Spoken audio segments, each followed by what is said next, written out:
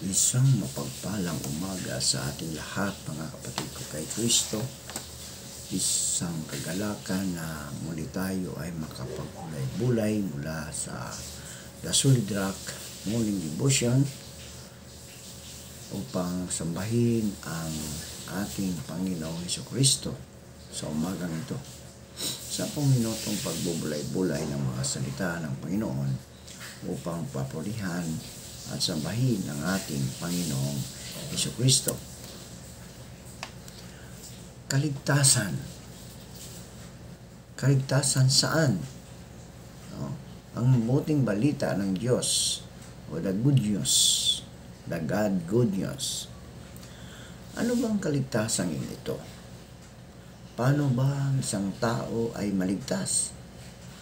Kailangan ba talagang maligtas? Ang mga katanungan ito ay bihirang-bihira na masagot ng naaayon sa salita ng Diyos. Ang tunay na Kristiyanong pananampalataya, ang mensahe ng Kristyanismo ay tungkol sa mensahe. Mensahe ng Diyos, ang mabuting balita o Ebanghelyo. Ayon sa Roma 5:12, ang kasalanan ay pumasok sa sanlibutan sa pamagitan ng isang tao at ang kamatayan ay pumasok sa pamagitan ng kasalanan. Dahil dito lumalaganap ang kamatayan sa lahat ng tao dahil ang lahat ay nagkasala. Ang Ebanghelyo ay nagpapahayag ng tunay na kalagayan ng tao at pamaraan ng Diyos sa pagliligtas. Ipapaliwanag kung ano ang kaligtasan, saan dapat maligtas, paano ang isang tao ay maliligtas, at bakit mahalaga ang kaligtasan. Bakit kailangan mong maligtas? Sa madaling salita, ang buod ng mababasa dito ay ang Ebanghelyo ng Diyos, ang mabuting balita ng Diyos. Ang kaligtasan ay pagpapalaya o pagtutubos. Nangangahulugan ito ng pagliligtas o pagsagip mula sa mapanganib na kalagayan tungo sa ligtas na kalagayan. Nangangahulugan din ito na pananatili sa ligtas na kalagayan. Ang kaligtasan ay pagliligtas o pagsagip ng Diyos sa mga makasalanan mula sa walang hanggang kaparusahan tungo sa walang hanggang kaligtasan at katiyakan. Upang makita kung bakit ang kaligtasan ay mahalaga, dapat maunawaan muna ang sinasabi ng Diyos sa tunay na kalagayan ng mga tao. Sa aklat ng Henesis ay makikita ang pangyayari tungkol kina Adan at Eva. Niligtas ng Diyos sina Adan at Eva na perpekto at walang bahid na kasalanan. Inilagay sila upang mabuhay ng matiwasay sa napakagandang halamanan, sagana sa mga punong kahoy na may nakakatas na bunga. Ang kanilang buhay ay punong-puno ng pagmamahalan, kaligayahan, kasiyahan at pakikipagkasundo sa Diyos. Sinabi ng Diyos sa kanila na maaari nilang kainin ang mga bunga ng alinmang punong kahoy sa halamanan, maliban sa bunga ng punong kahoy na nagbibigay ng kaalaman tungkol sa mabuti at masama. Huwag mong kakainin ang bungang iyon, mamamatay ka kapag kumain ka niyon. Ang kamatayan na hindi pa naranasan noon ay papasok sa kanilang buhay. Hindi lamang kamatayang pisikal, kasama rin ang kamatayang espiritual. Kumain nga sina Adan at Eva ng ipinagbabawal na bunga at pumasok na ang kamatayan sa kanilang buhay noong araw din yaon. Ayon sa mga babala ng Diyos, ang katawan nila ay hindi kaagad-agad namatay, ngunit nagsimula ang araw na ayon din ang unti-unting pagtanda, pagkabulok at panghihina ng katawan patungo sa kamatayan. Gayunpaman, agad-agad nilang naranasan ang espiritual na kamatayan. Hindi na sila katanggap-tanggap sa Diyos sapagkat sila ay naging makasalanan at marumi sa paningin ng Diyos. Ang kamatayang ito, pisikal at espiritual, ay nasalin sa lahat ng tao mula roon. Ang kasalanan ay pumasok sa sanlibutan sa pamagitan ng isang tao at ang kamatayan sa pamagitan ng kasalanan niya. Dahil dito, lumalaganap ang kamatayan sa lahat ng tao ayon sa Roma 5:12. Nangyari ito sapagkat si Adan na unang tao ay ginawa ng Diyos na kumakatawan sa lahat ng sangkatauhan. Bilang kinatawan ng sangkatauhan, ang kasalanan ni Adan ay ibinilang sa marami ang naging makasalanan. Roma 5:11. Ang katotohanan, ikaw at ako ay nagkasala, ay matibay na pagpapatunay na tayo ay makasalanan at nagpapahayag na tayo ay nagbuhat sa makasalanan binhi na nagsimula kay Adan. Kung paano ang binhi ng damo ay mabumunga lamang ng damo, gayon din ang makasalanang binhi ay magbubunga lamang ng mga makasalanan. Maraming tao ang aaminin na hindi sila perpekto, ngunit ang tingin nila sa sarili ay hindi naman talamak na makasalanan. Ganito ang kanilang sa loob. Alam ko hindi ako perpekto, ngunit hindi naman ako kasama ang tao. Hindi naman ako kasing sama katulad ng iba. Lagi nilang inihambing ang kanilang sarili sa ibang tao gamit ang makasariling batayan. Kaya ang turing nila sa sarili ay likas na mabuti, subalit ang katotohanan, tayong lahat ay nagkasala laban sa Diyos, sapagkat ang lahat ay nagkasala at walang sino mang karapat-dapat sa paningin ng Diyos, ayon sa Roma 3:23. Hindi umabot ang tao sa pamantayan ng Diyos, at kung kabutihan ang pag-uusapan, niwala ang tao sa listahan ng Diyos. Halos lahat ay nagkaakala na kung gagawin lang nila ang pinakamabuti, ay matatanggap sila ng Diyos. Ngunit makagawa nga sila ng mabuti, sinabi ng Diyos, ang pinakamabuting kalagayan ng tao ay walang kabuluhan. Ang pinakamabuting nagagawa ng tao upang maging karapat-dapat sa Diyos ay di pa rin nakaabot sa mataas na pamantayan ng Diyos. Kaming lahat ay naging gaya ng isang marumi, ang lahat ng aming kabutihan ay naging katulad ng maruming basahan. Sa kabila ng kanyang masigasig na pagsusumikap sa paggawa ng mabuti, ay sinabi ng Diyos, walang matuwid, wala kahit isa, walang nakakaunawa, walang humahanap sa Diyos. Ang lahat ay lumihis ng landas at nagpakasama. Walang gumagawa ng mabuti, wala kahit isa. Ito talaga ang nakalulunos na kalangayan, di ba? Ang pamantayan na dapat panukat ng ating mga sarili ay ang pamantayan na itinakda ng Diyos. Walang kamalian, perfection.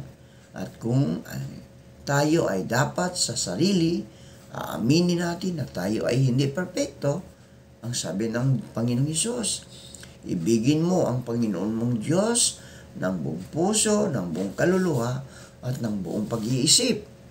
Ito ang pinakamahalagang utos. Ito naman ang pangalawa. Ibigin mo ang iyong kapwa gaya ng iyong sarili. Sa dalawang ito, nakasalalay ang buong kautusan. Wala kahit isa, kahit na ang pinakarelihiyosong tao, ang mangangahas na magsabi na perpekto ang pag-ibig niya sa Diyos at sa kanyang kapwa. Kaya nga naunawaan natin na tayo ay nagkasala ng hindi lamang na mga maliliit na kasalanan, kundi tayo ay nagkasala ng mga pinakamalalaking kasalanan. Ang ideyang maliliit na kasalanan ay maling kuro-kuro, sapagkat ang hindi pagsunod kahit sa isang utos ng Diyos ay paglabag sa buong kautusan. Ang tumutupad sa buong kautusan, ngunit lumalabag sa isa, ay lumalabag sa lahat, ayon sa Santiago 2:10. At maliwanag na ipinahayag ng Diyos sa atin ang kaparusahan sa kasalanan, sapagkat kamatayan ang kabayaran ng kasalanan. Magagalit ang lipunan kung ang isang hukom ay magpapato lamang ng magaang naparusa sa isang pusakal na kriminal. Ang hukom na gumagawa nito ay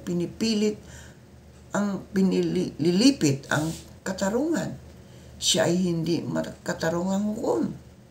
Kung ang isang tao ay nakagawa ng isang karumaldumal na krimen, kailangan niyang pagdusahan ang karampatang kaparusahan sa krimeng kanyang nagawa. Bagamat totoo na ang Diyos ay Diyos ng pag-ibig at habag, mahalagang malaman din na siya ang makatarungang Diyos, makatarungang hukom.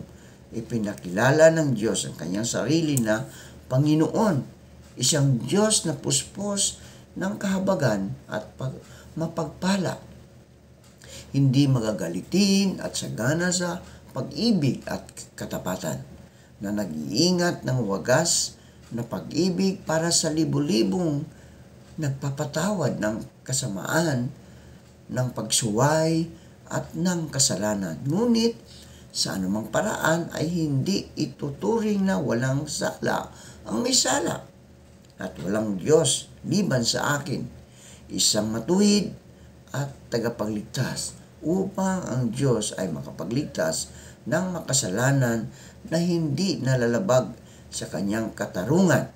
Ang kautusan ay dapat na perpektong masunod at ang kanyang katarungan ay humihingi ng buong kabayaran ng kasalanan ay magkaroon ng kaganapan. Sinugo ng Diyos Ama ang Diyos Anak, ang Panginoong Hesukristo sa sanlibutan. Ipinaglihi siya sa sinapupunan ng isang berhen sa pamagitan ng Diyos Espiritu Santo, at sa makatuwid, wala sa kanya ang binhi ng kasalanan. Hindi siya nagmula kay Adan, kaya nga wala siyang bahid na kasalanan, at buong buo nakatanggap sa Diyos. Kung si Adan ay may kinatawan, gayon din naman ang Panginoong Hesukristo. Kung si Adan ay kumakatawan sa lahat ng sangkatauhan, ang Panginoong Hesus naman ay kumakatawan sa lahat ng ibinigay ng Diyos Ama sa Kanya, ang mga piniling ililigtas ng Diyos sa pamagitan ng pananalig sa Kanyang Ebanghelyo. Sa simula pa'y hinirang na kayo ng Diyos para maligtas. Ito ay sa pamagitan ng kapangyarihan ng Espiritong nagpapabanal sa inyo at sa pananalig sa katotohanan. Tinawag kayo ng Diyos sa pamagitan ng Ebanghilyong ipinangaral namin, sapagkat pinagkalooban mo siya ng kapangyarihan sa sangkatauhan upang magbigay ng buhay na walang hanggan sa lahat ng ibinigay mo sa Kanya. Ang paghihirang ng Diyos sa kaligtasan ay hindi nila nakamit dahil sila ay karapat-dapat, at hindi rin ito gantimpala sa kanila mga pagsisikap. Ngunit ito ay sa pamagitan lamang ng kanyang sariling pasya sa kapangyarihan ng Diyos na nagligtas sa atin at tumawag sa atin sa banal na pamumuhay, hindi dahil sa anumang nagawa natin, kundi dahil sa kanyang kalooban at biyaya. Ang biyayang ito ay pinagkaloob sa atin ni Kristo Hesus bago nagsimula ang panahon. Hinirang niya tayo sa Kanya bago pa nilalang ang sanglibutan. Tayo'y Kanyang itinalaga sa pagkupkup bilang Kanyang mga anak sa pamagitan ni Hesukristo ayon sa kabutihan ng Kanyang kalooban. Ang pananampalatayang katulad ng iba pang bagay na may kinalalaman sa kaligtasan ay kaloob ng Diyos. Hindi ito nagmula sa ating sarili, sapagkat sa biyaya kayo naligtas sa pamagitan ng pananampalataya, at ito'y hindi mula sa inyong sarili. Ito'y kaloob ng Diyos, hindi sa pamagitan ng mga gawa, upang walang sinumang magmapuri. Ang pananampalatayang ito ay palaging manalig sa tanging ibanghilyo at hindi kailanman sa isang huwad na ibanghilyo. Si Kristo Jesus ang kahalili ng lahat ng pinili ng Diyos na maligtas. Bilang kanilang kahalili, nasunod niya ang buong buo ang kautusan ng Diyos na wala man kahit isa sa kanila ang makatutupad. Nang gayon, tinupad ni Jesus ang batas para sa kanila upang sila'y maging matuwid sa harap ng Diyos sa pamagitan ng pagsunod ng isa. Ang marami ay ibibilang na matuwid bilang kanilang kahalili. Si Jesus ay namatay at nabuhay muli nang sa gayon na bayaran ng buo ang kaparusahan sa kanilang mga kasalanan. Ibinigay siya upang mamatay para sa ating mga kasalanan at muling binuhay para sa pagpapawalang sala sa atin. Roma 4:25. Pinawalang bisa ni Jesus ang nasusulat na kautusan, pati mga tuntunin nito, pawing laban sa atin. Nalis niya ito ng kanyang pinako sa krus.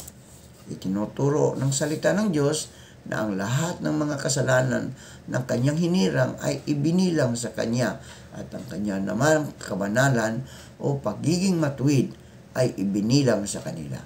Siya na walang kasalanan ay itinuring ng Diyos bilang makasalanan upang sa pamagitan ng ating pakikipag-isa sa kanya ay maging matuwid tayo sa harap niya.